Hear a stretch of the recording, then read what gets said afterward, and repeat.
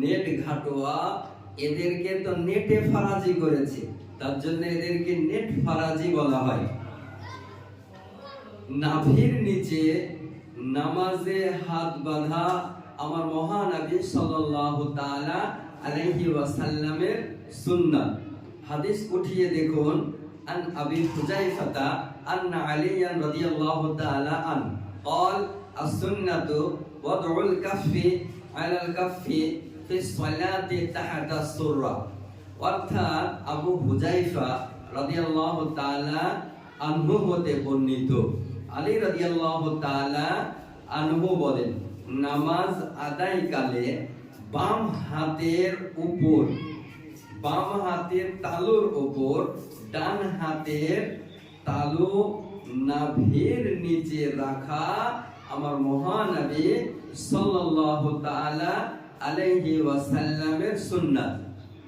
এই হাদিসটি আবু দাউদ শরীফ, Lebanon বাইরুটের 3, page number 221, হাদিস নাম্বার 756। আবু দাউদ শরীফ ভারতীয় প্রিন্ট, প্রথম খণ্ড, 110 পৃষ্ঠা।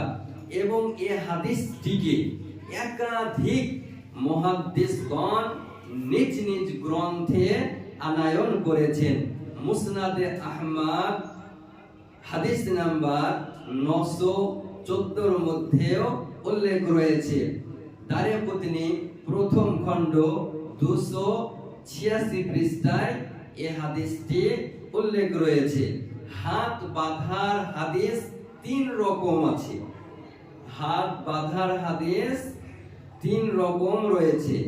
একটি হাদিস হলো নাভির নিচে হাত বাঁধা, এটা সহিহ হাদিস। আরেকটি হাদিস হলো নাভির উপরে হাত বাঁধা, এটাও সহিহ হাদিস। আর আরেকটা হাদিস হলো হাত ছেড়ে দেওয়া নামাজ পড়া।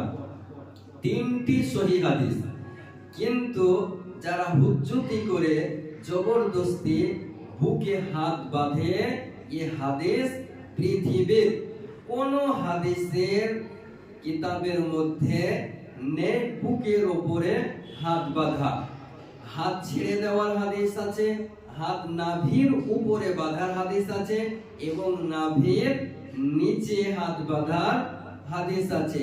কিন্তু আমাদের জগৎ বিখ্যাত ইমাম, ইমামুল আইম্মা, কাশিফুল উম্মাহ, সিরাজুল উম্মাহ হযরত নুমান বিন সাবিত অর্থাৎ আবু হানিফা রাদিয়াল্লাহু তাআলা আনহু এই 3টি হাদিসকে পরীক্ষা নিরীক্ষা করার পর, 3টি হাদিসকে একত্রিত করে পরীক্ষা নিরীক্ষা করার পর আহলুস সুন্নাহ ওয়াল জামাত মান্যকারীদেরকে, জগৎবাসীকে উপহার দিয়ে গিয়েছেন যে নাভির নিচে হাত বাঁধা হলো আমার মহানবী সাল্লাল্লাহু তাআলা আলাইহি ওয়াসাল্লামের সুন্নাহ। আমরা আহলুস সুন্নাহ ওয়াল জামাতের ব্যক্তি, আমরা ইমাম আজম আবু হানিফা রাদিয়াল্লাহু তাআলা আনহুর অনুসারী, অনুগামী।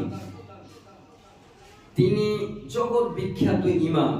তিনি পরীক্ষা নিরীক্ষা করে যে জগৎবাসীকে উপহার দিয়ে গিয়েছেন যে নাভির নিচে হাত বাঁধাই হলো সুন্নাত তরিকা। এখন যারা বুকের উপর হাত বাঁধছে, তাদের এই 3টি হাদিসের মধ্যে একটি হাদিসের উপরও আমল হয় না। এরা কোনো মাযহাব তো মান্য করেই না, এরা তার জন্য এদেরকে লা মাযহাবী বলা হয়, যার কোনো মাযহাব নেই।